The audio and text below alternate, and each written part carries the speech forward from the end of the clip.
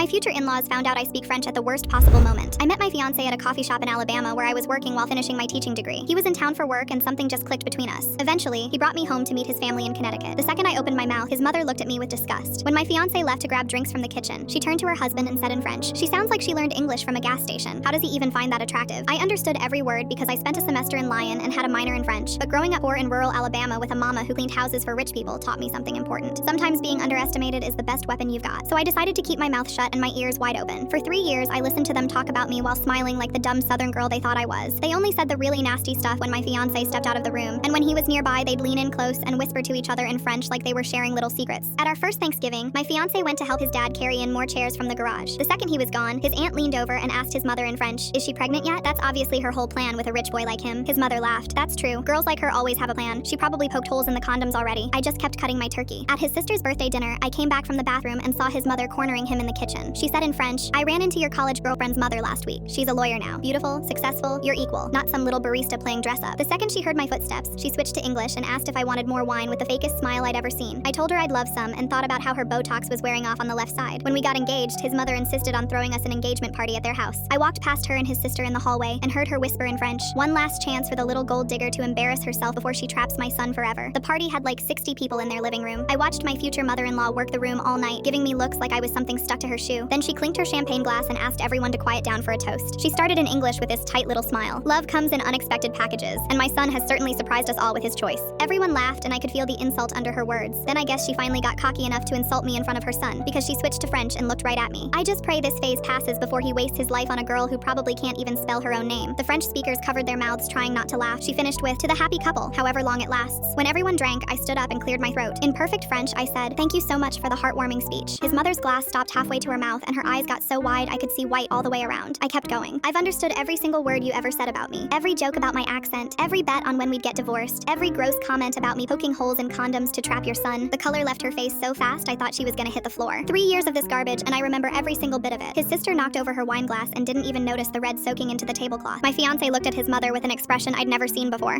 I turned to him and switched back to English so everyone could understand. "I love you more than anything, but I'm not gonna spend my life with people who think speaking another language makes them better than me. You need to make a choice right now." He stood up without even thinking about it, grabbed my hand, and walked out the front door without saying a word to anyone. We got married at the courthouse 3 weeks later, and I haven't seen his mother since.